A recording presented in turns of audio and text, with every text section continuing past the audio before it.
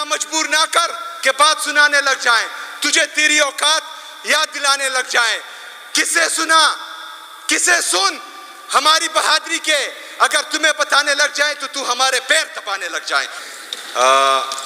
یہاں پر کیونکہ پاکستان تحریک انصاف پاکستان میں ایک واحد جمہوری جماعت رہ گئی ہے، ہمارے جو اسپیکر صاحب ہیں بابر سلیم سواتی صاحب، وہ بھی جو ہیں ہم سے زیادہ موقع اپوزیشن کو دیتے ہیں، اور آپ بھی وہ حسب روایت ان کو فالو ہی کر رہے ہیں اور ہم سے زیادہ موقع جو ہے اپوزیشن کو دے رہی ہیں۔ میڈم اسپیکر صاحبہ، آپ کے علم میں ہونا چاہیے کہ جو پارٹیاں پی ڈی ایم 2 میں اب حکومت میں ہیں، وہ وہاں پر فیڈرل یا قومی اسمبلی میں ہمارے اپوزیشن لیڈر کے ساتھ کیا کر رہی ہیں۔ ادھر تو آپ جو ہیں جناب شفیع جان صاحب کا مائک بند کر کے اپوزیشن لیڈر کو بولنے کا موقع دیتی ہے، جو پاکستان تحریک انصاف پر تنقید کرتی ہے، لیکن وہاں پر جو ہے ہمارے اپوزیشن لیڈر کو اریسٹ کرتے ہیں۔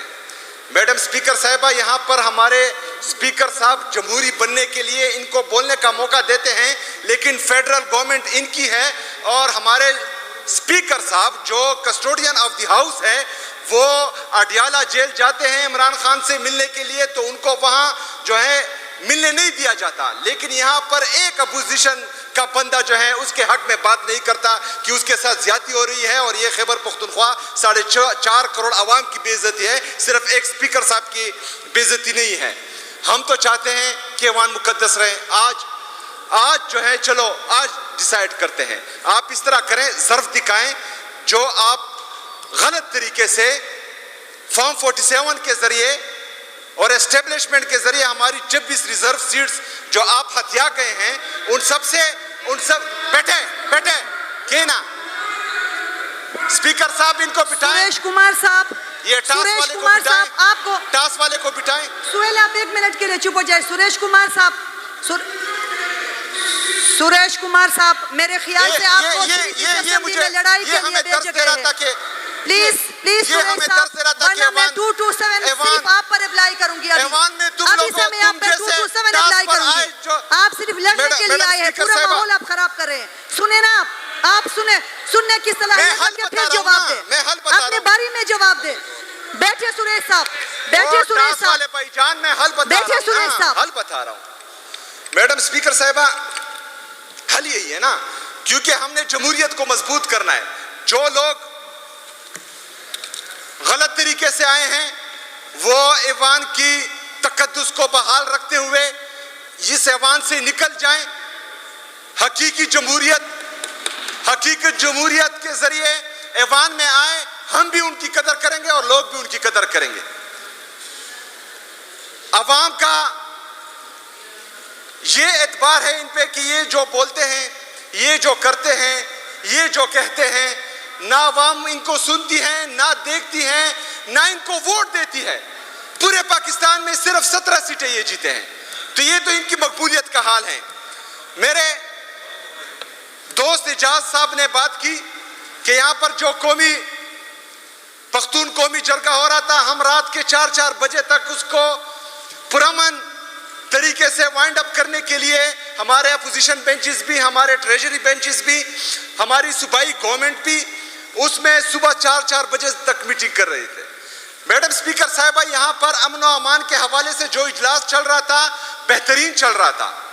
ادھر آج اجاز صاحب نے بات کی کہ علماء، ہم جتنے علماء حق پاکستان میں شہید ہوئے ہیں، ہم سب کے لیے بولے بھی ہیں، ان کے لیے آواز بھی اٹھائی ہے، اور ہم چاہتے بھی ہیں کہ ان کے ساتھ انصاف ہو۔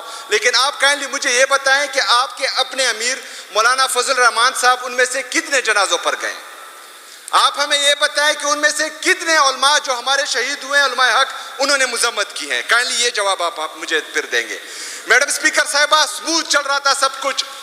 یہاں پر پرسوں باجاوڑ سے جو ہمارا اپوزیشن کا ایم پی اے ہے، وہ یہاں پر منتیں کر رہا تھا اسپیکر صاحب کو کہ میں نے تقریر کرنی ہے، مجھے آپ موقع دیں۔ اس سے پہلے وہ 2 دفعہ تقریر کر چکا تھا۔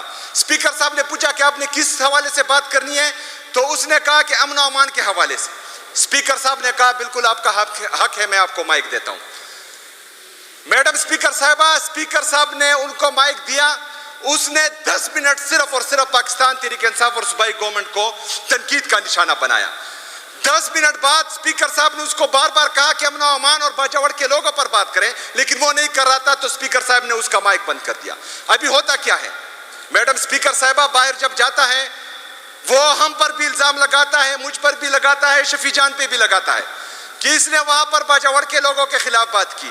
ہم نے بات کی صرف اور صرف فارم 47 کے ذریعے جو اس ایوان کا حصہ بنے ہیں ان کے بارے میں ہم بات کم کرتے ہیں, لیکن ہم جو ان کو لائے ہیں, جو پاکستان کی اسٹیبلشمنٹ ہے, ان کے بارے میں ہم زیادہ بات کرتے ہیں. پھر بھی ان کو تکلیف ہو جاتی ہے, یہاں سے اٹھ جاتے ہیں, ہمیں تنقید کا نشانہ بناتے ہیں. او بھائی جان, آپ کے ساتھ ہم نے لڑنا ہی نہیں ہے, آپ ہمارے مقابلے میں ہیں ہی نہیں. آپ کی تمام سیاسی پارٹیوں کی کوئی حیثیت ہی نہیں ہے پاکستان تحریک انصاف کے سامنے.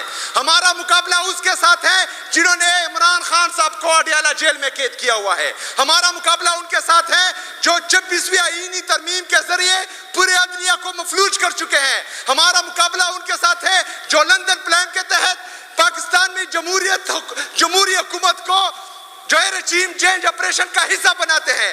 ہمارا مقابلہ ان سے ہے جو لندن پلان کے تحت یہاں پر پاکستان میں ایک دفعہ پھر دہشت گردی لاتے ہیں, ایک دفعہ پھر پختونوں کے سر کا سودا کرتے ہیں, ایک دفعہ پھر یہاں پر دہشت گرد لاتے ہیں, یہاں پر دہشت گردی لاتے ہیں. ہمارا مقابلہ ان سے ہے, ہم ان کے بارے میں بات کرتے ہیں, آپ لوگ یہاں سے کھڑے ہو جاتے ہیں, ہمیں تنقید کا نشانہ بناتے ہیں. او بھائی جان, یا آپ خود مقابلہ کرو ان کا, ہم آپ کا ساتھ دیتے ہیں, یا ہم مقابلہ کر رہے ہیں پاکستان میں جمہوریت کی بحالی کا, پاکستان میں آزاد عدلیہ کی بحالی کا, پاکستان میں آئین اور قانون کی بالادستی کا, آپ ہمارا ساتھ دیں. ہم میں دعوت دیتا ہوں, آپ ہمارا ساتھ دیں. میڈم اسپیکر صاحبہ, امن و امان پر باتیں ہوئی. آج میں خصوصی طور پر, کیونکہ عمران خان صاحب پاکستان کا سب سے مقبول ترین لیڈر ہے, وہ جیل میں ہیں, ان کی اہلیہ جو غیر سیاسی ہیں ان کو بنا حق قید کیا ہوا ہے. میڈم اسپیکر صاحبہ, عمران خان سیاسی قیدی ہے, لیکن اس کے ساتھ دہشت گردوں جیسا ظلم ہو رہا ہے جیل میں. اس کو صاف پانی نہیں دیا جا رہا, اس کو وضو کے لیے صاف پانی نہیں دیا جا رہا, اس کو پینے کے لیے صاف پانی نہیں دیا جا رہا, اس کی کتابیں بند ہیں, اس کا اخبار بند ہے, اس کو ایکسرسائز کرنے نہیں دیا جا رہا. اس طرح جو غیر سیاسی ان کی اہلیہ ہے بشرا بی بی, ان کے ساتھ جو ہے جیل میں ناروا سلوک ہو رہا ہے. ان کو بھی جو ہے صاف کپڑے نہیں دیے جا رہے, صاف پانی نہیں دیا جا رہا, نہ پینے کے لیے نہ وضو کے لیے. یہاں پر ہماری جو غلط طریقے سے یہ اس ایوان کا حصہ بنی ہماری بہنیں, بشرا بی بی تو ایک عورت ہے, ان کے لیے آواز اٹھائیں. جو پنجاب کی جعلی وزیر اعلیٰ بنی ہوئی ہیں, کم سے کم ان کو غیرت دلائیں کہ بشرا بی بی غیر سیاسی بھی ہیں اور وہ جو ہے ایک پردہ دار خاتون ہے, کم سے کم اس کا لحاظ تو رکھیں. میڈم اسپیکر صاحبہ, ان کے ساتھ تو ظلم ہو رہا تھا. عمران خان کا بانجا حسان نیازی, ان کو جھوٹے ٹرائل میں, جھوٹے ملٹری ٹرائل میں جو ہے 10 سال کی سزا ہو گئی. وہ ظلم تھا, ہو رہا تھا. ان کی بہنیں جب اپنے بھائی سے ملنے جاتی ہیں اڈیالہ جیل, وہاں پر وہ دھوپ میں, سخت گرمی میں ان کو کھڑا کر دیا جاتا ہے, ان کو وہاں پر خوار کیا جاتا ہے, پھر اپنے بھائی سے ملنے کے لیے نہیں چھوڑا جاتا ان کو. ان کے ساتھ بھی ظلم ہو رہا ہے, بیوی کے ساتھ اس کے ظلم ہو رہا ہے, بانجوں کے ساتھ ظلم ہو رہا ہے, بہنوں کے ساتھ ظلم ہو رہا ہے. کیوں؟ صرف ایک آدمی جناب عمران خان صاحب کو توڑنے کے لیے. کل علیمہ باجی کے گھر پر سادہ کپڑوں میں ملبوس دہشت گرد, کیونکہ سادہ کپڑوں میں جتنے بھی چادر اور چار دیوالی کی پامالی کرتے ہیں وہ سب سے بڑے دہشت گرد ہوتے ہیں. سادہ کپڑوں میں جو چادر اور چار دیوالی کی پامالی کرتے ہیں وہ پاکستان کے سب سے بڑے دہشت گرد ہیں. کل علیمہ باجی کے گھر میں انہوں نے جو ہے چادر اور چار دیوالی کی پامالی کی. ان کے ایک بیٹے شاہریز کو وہاں سے اٹھایا, اغوا کیا. آج تک جو ہے اس کو پیش نہیں کیا جا رہا تھا عدالت میں, آج پیش کیا گیا. اس کے بعد جو ہے وہ دوسرے بیٹے شیر شاہ کو بھی اٹھا لیا. میڈم اسپیکر صاحبہ, یہ تو پھر بھی بالغ ہیں. علیمہ باجی کے 2 بیٹے مائنر 10 سال کی منہا کو کل اٹھایا گیا تھا. کس جرم میں کہ آپ مٹائی کیوں تقسیم کر رہی ہے؟ اس کے چھوٹے بھائی جو 4-5 سال کا ہے اس کو اٹھا لیا گیا تھا. ہم یہ پوچھتے ہیں کہ کہ آپ پاکستان کو، پاکستانی عوام کو، ہم تو ایک نسل ہیں جو گزر جائیں گے، 4 نسلوں کو آپ جو ہے اپنا دشمن بنا رہے ہیں.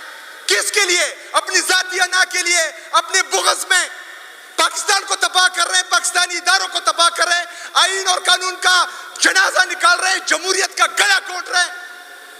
اس کا حصہ یہ لوگ بنے ہوئے ہیں. ادھر ہم بات کرتے ہیں ان کے خلاف، ہماری آواز بنو، ہمارا ساتھ دو، اپنی سیاست پھر کریں گے. لیکن جو ذمہ دار ہے 78 سال سے اس پاکستان کی تباہی کا، اگر اس کے خلاف ہم اٹھتے ہیں، بولتے ہیں، بات کرتے ہیں، آپ ہمارا ساتھ دیں. ہماری بات روکنے کے لیے یہاں پر چیخیں نہ ماریں. میڈم سپیکر صاحبہ، جب تک پاکستان میں آئین اور قانون کی بالادستی نہیں ہوگی، کوئی جج، کوئی جرنیل، کوئی سیاستدان، کوئی بیوروکریٹ، جب آئین اور قانون میں سب برابر نہیں ہوں گے، تب تک پاکستان پہ یہی حالات ہوں گے. اس کے لیے جدوجہد ضروری ہے. اس کے لیے لیڈر کا مخلص ہونا، ایماندار ہونا ضروری ہے. اس میں جو ہے ایک لیڈر کا صادق و امین ہونا ضروری ہے. اور وہ پاکستان میں صرف ایک ہی ہے، اب عمران خان. انشاءاللہ تعالی ہماری جدوجہد، خیبر پختونخوا میں امن و امان کی بحالی، پاکستان میں آئین اور قانون کی بالادستی، پاکستان میں حقیقی جمہوریت کی بحالی، پاکستان میں آزاد عدلیہ کی بحالی، یہ جدوجہد انشاءاللہ تعالی ہمارے مرتے دم تک، انشاءاللہ بدن میں آخری سانس ہونے تک یہ جاری رہے گی. لیکن یہاں پر جو ہمارے ایک ممبر نے ہمارے خلاف بات کی، تو اپنی تقریر ایک شعر پر اختتام کروں گا اور اس کو جو ہے وہ یہ ڈیڈیکیٹ کروں گا کہ اتنا مجبور نہ کر کہ بات سنانے لگ جائیں، تجھے تیری اوقات یاد دلانے لگ جائیں. اتنا مجبور نہ کر کہ بات سنانے لگ جائیں، تجھے تیری اوقات یاد دلانے لگ جائیں. کسے سنا، کسے سن ہماری بہادری کے، اگر تمہیں بتانے لگ جائیں تو ہمارے پیر دبانے لگ جائیں. وما علینا الا البلاغ.